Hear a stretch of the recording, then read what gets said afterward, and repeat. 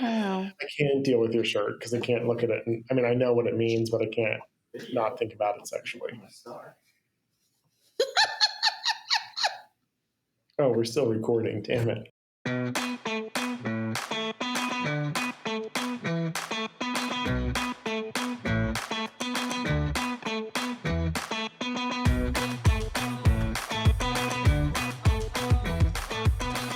Hey there, adventurers. Welcome to Let's Just Go podcast. I'm Chris. And I'm Kayla. And this week we're talking about Boston. Although I feel like I have to say Boston, right? Boston. Boston. It's an It's interesting. hard. It is hard. Like W's. A lot of W's. Pack the car. Yeah.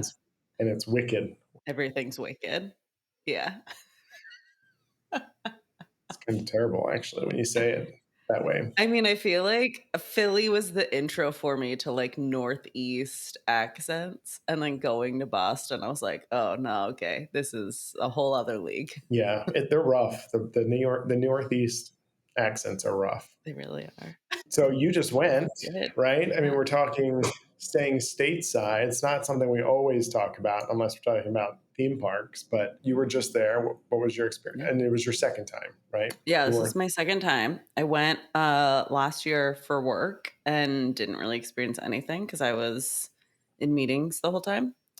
But I went for Labor Day. We're recording this in the middle of September, so it's been like 2 weeks now. It was really great. I got to experience like a wide variety of things. Also, like I have friends that live relatively close to Boston, which is why I went, which is really nice to get to like see people that I haven't seen in a while and have them like one of them comes to Boston enough that he was able to like show us around places and take us to get some delicious food. But yeah, it was a great time. It's such a walkable city. And also like I was telling you this recently, there's like it's 57 or 58 universities in the like greater Boston area. So being there at the beginning of September, I thought was going to be awful. I was just going to be full of like 19-year-olds. But thankfully it wasn't. Well, you have, I mean, Harvard, right? You got some MIT. Mm-hmm. Yeah.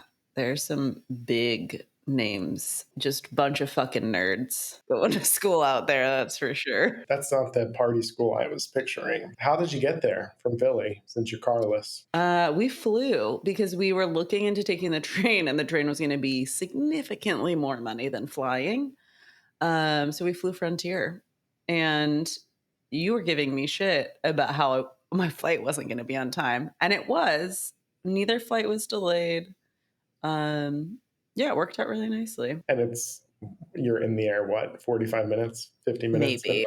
Yeah, it was super short. It's quick enough to do your Frontier flight. Yeah, that is true. Yeah, I feel like the caveat with Frontier and Spirit and Allegiant and any of, those budget airlines is that there is a specific time duration that I'm willing to be on one of those planes, and it's roughly 2 hours. And also, though, it's only a 5-hour drive. I don't think people realize how condensed the Northeast is. So you can get to Boston, maybe about 5.5 hours, because you do have to drive through New York City. It depends on when you leave. But, roughly that's doable, right? I mean, it's anything less than 6, I feel like is doable. But you also mentioned the train, right? So you can Amtrak it straight up. It takes about 4.5 hours, I think, on the train. So it's not necessarily faster than driving, but at least you're not driving, sitting in traffic, and you have Wi-Fi, you can work, you can watch movies. Yeah, exactly. There's a snack car.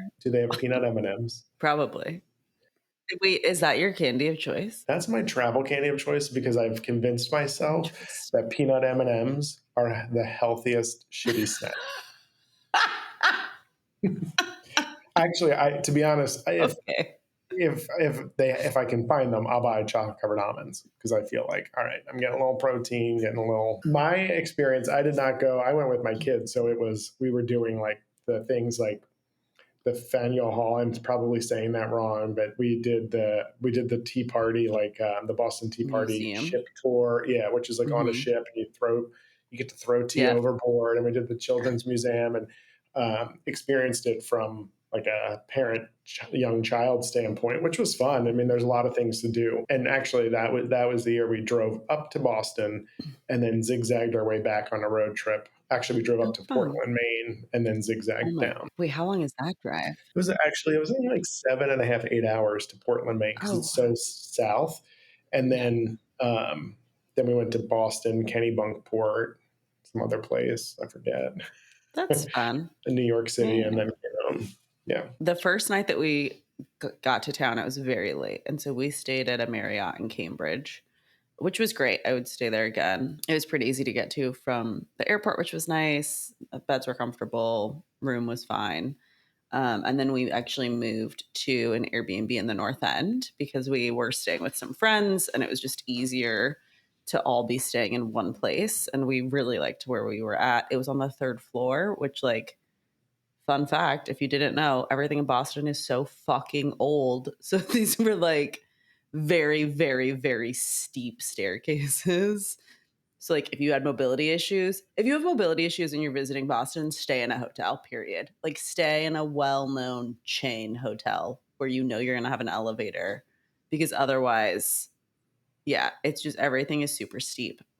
Um, but the North End was great.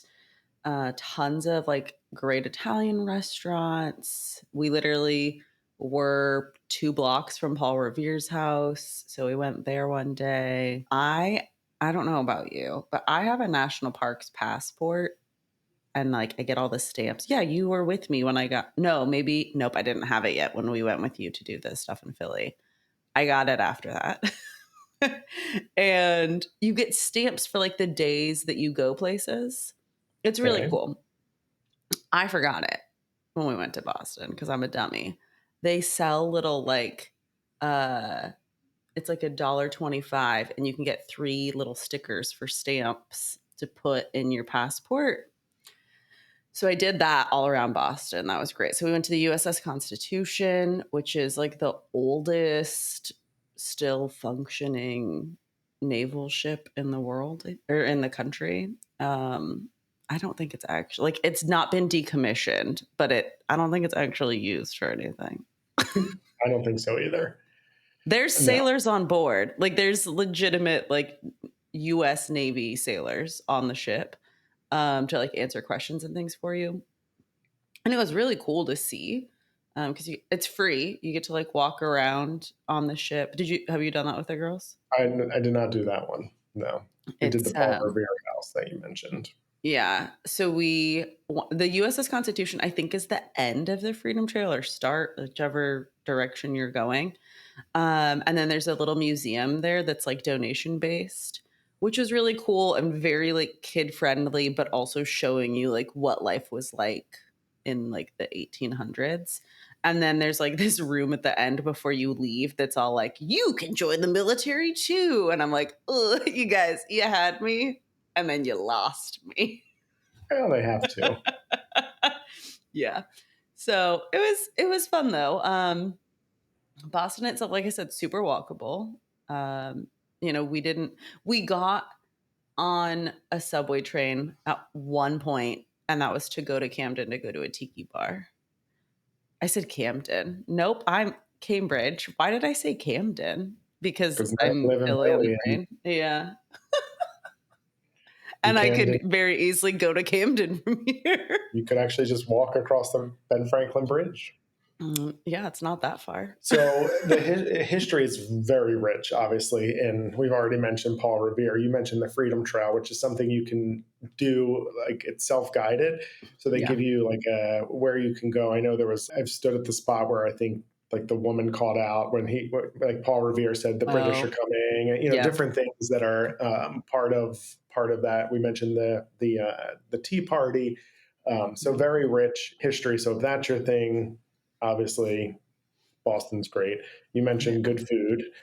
You also Mhm. went to a place that had lots of like allergy friendly, right? Yeah, Options. we went to the Boston Public Market, and I was traveling with someone who has a gluten allergy, and then Brian has a tree nut allergy. So like they're both pretty big deal things. And my friend with the gluten allergy, she now lives in a very small town in rural Vermont. So she was talking about how she can't ever just like go out and grab food and she has to make her own meals whenever she wants to eat something because she just can't like trust. She was like, I think she can get like cauliflower pizza at like one pizza place and that's like it. It just sounds really awful. I would move. I would move. I mean, Or she it did does, intentionally to Vermont. that's what I'm saying. Why? But I would maybe it's a good business opportunity for her. Set Yeah, that except up. that it's like small town. So I don't know how well it would go over. But she is a really good baker, so she probably could make some awesome stuff. She's made very delicious things that I've eaten in the past. But there were tons of places that she could go. Like we never had a concern of like, oh no, can Vera eat here? Because of the fact that like I found an Italian restaurant that was 5 minutes from where we were staying that had a pretty well dedicated gluten-free pasta menu, which was really nice. We even like stumbled upon someplace like when we first got to town and we were like, "Do you have gluten-free options?" And they had a gluten-free menu and it had like 10 things on it. But like for someone who normally can't eat things on a menu, having 10 options was great. But the thing that stood out the most to me was at Boston Public Market, there's a booth that does completely allergen friendly food. So the food is all free of is it the seven major allergens? I think it's seven.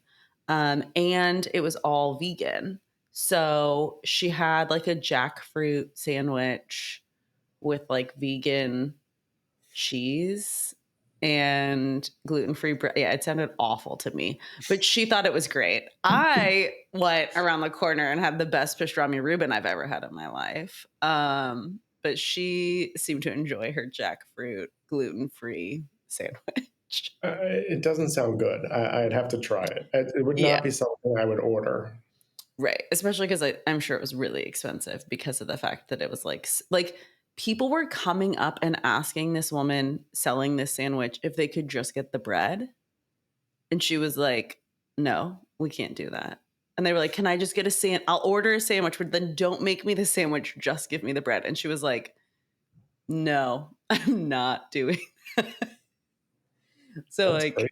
it must have been good bread. So Yeah. good food, lots of history. Did you go to a concert while you were there? No, no concerts there. Oh, I know. I was telling you about the fact that Noah Khan had recently been in Boston performing at Fenway. yes, and that was Yeah. the next thing. So you Yeah. can do tours at Fenway during the day and on during the off season, which we did. So that was fun to see you know the stadium and get a whole tour. There's a really cool So store cool. across the street that's all dedicated to sports and things. So sports fans, you can go when the Red Sox are a little bit better. Your seats are it's hard to get tickets, but it might not be so bad these days. But very popular. Like I talked about, you can buy standing room only tickets for $30 for a Phillies game, and friends in Boston are like they're $200 minimum when Wow. the Red Sox are doing well. Yeah, to get there. So sports Jeez. enthusiasts would love the tour though, because a little bit of the history, a little bit of the stadium itself, how iconic it's become in terms of the culture of the city and so forth. Yeah. So Yeah. I will say if there's one thing about Boston and Philly, y'all are real passionate about your sports. Like Boston, when it comes to the Celtics, oh my God, those people need to calm down. Here, I feel like it's the Eagles. In Philadelphia, I feel like the team is the Eagles. And I feel how does like that in work? Boston, the team is the Celtics. Yeah. Well, I mean, the Celtics have been doing well, so Yeah. Yeah. too. But so your friends, how far was it for them to come from Vermont? It was about 3 or 3.5 hours for them. And then I have another friend that lives in Rhode Island, and it was about an hour for him. So it's, You really don't realize how close everything is in the Northeast until you're here, and then you're like, "Wow, it really isn't that far to go anywhere," I which can is great. drive I can drive through 5 right, like, I can Yeah. drive through 5 states in 5 hours, Yeah, and yeah. It was nice. I will say it was really interesting in Boston. Like, if you've been to Philadelphia, a lot of the history of Philadelphia is, like, right in the middle of the city, and you can't miss it. Like, you're gonna stumble upon it if you walk any direction from Center City, really. And Boston, I feel like you have to sort of go like, yes, the Freedom Trail goes through parts of downtown, but, like, you have to sort of go find the history in Boston because so much of, like, regular just downtown Boston is very modern and not and, like, you'll see, like, a random little tiny building, and you're like, "Oh, well, that was nice that they preserved this one small building that's like a bank or a library or something."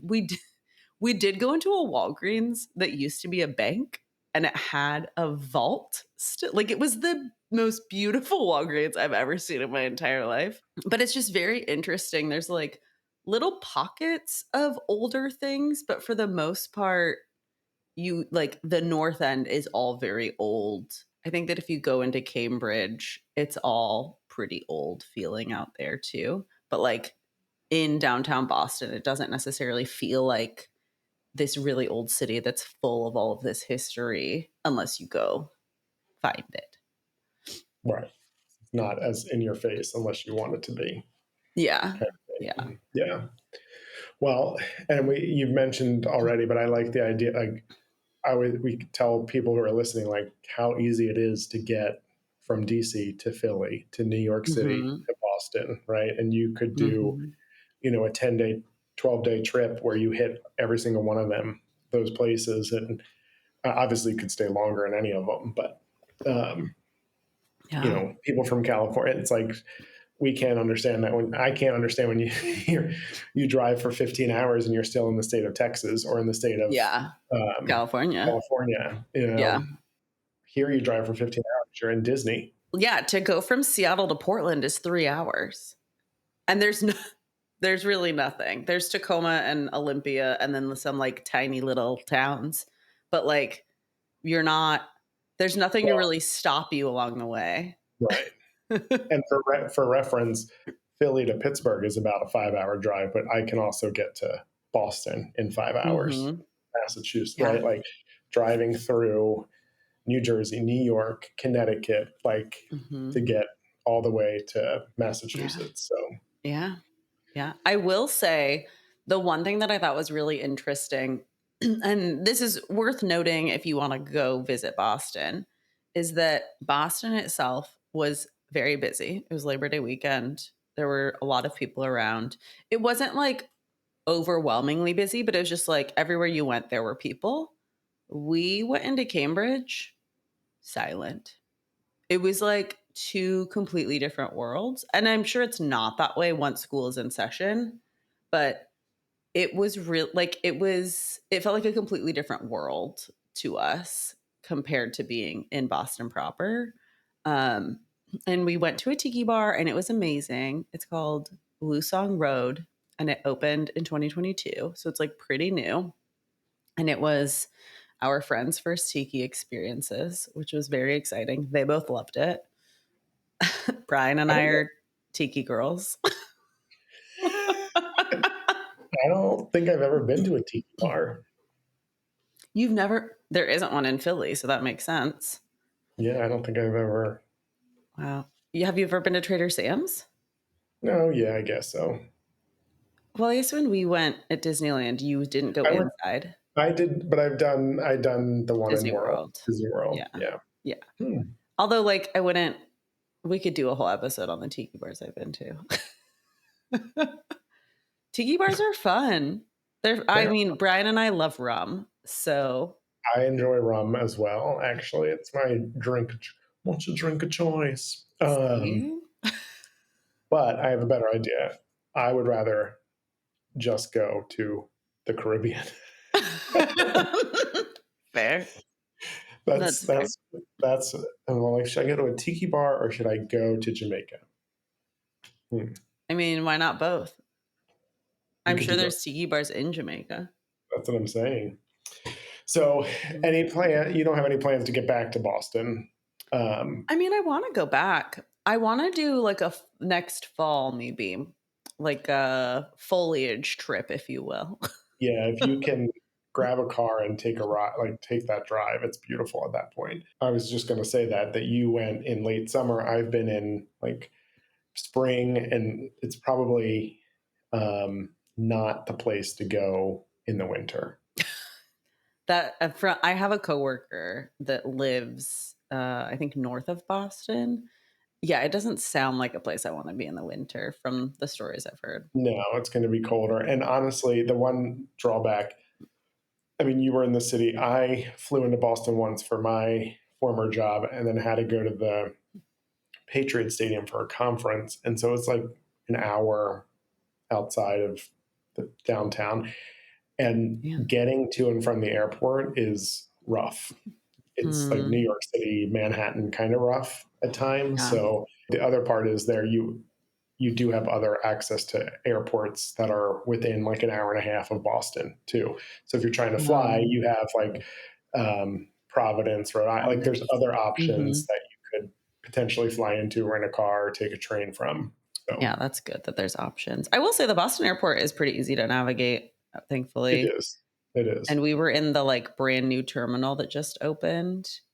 Ooh. Um, it was so pretty, and they I was saying to Brian, clearly they deal with a lot of flight delays and cancellations because they had so many places that you could curl up and sleep and, like, in a lot of different ways, and I've never seen that in an airport before, but I was thinking about, like, where they're located and how much they must deal with snow, and I was like, "That's gotta be an issue that they run into because they had, like, full-on couches. They had seats that had, like, leg rests built into them. Like, they had so many different ways that you could, like, find a nook or cranny to sleep in, which I thought was really interesting. They often get like overflow. So if the New York City Oh. airports are like jacked up in terms of like delays in airspace, and that sometimes they end up like international flights end up landing there. And so it does becomes a little bit crazy. Yeah, that makes sense. Plus, it's really in the north, like north of New York, it's the last gigantic major city, really, right? So Yeah. in the United States, so everyone from Vermont and like anybody who's flying anywhere, like they're all probably laying over in like from New Hampshire, they're doing layovers in Boston. Yeah, that would make a Uh, lot of sense, actually. all right, well, we think you should try out Boston and then Yeah. drive, fly, or train down to Philly to come see us. But Yeah. we always talk every time. God, do I want to go to a new major city in the United States? And like, I can be persuaded. I can, and but I do love Boston. I love the history aspect of it. I love Mm, when old feel like that's why I love Philly. I love when like our founding fathers, like the country was mhm. sort of built in these places, and then Yeah. you have brand new modern right next to it. So Mhm. it feels rich in history, but obviously an image for the future. It's like Yeah, it's going to be the name of my autobiography.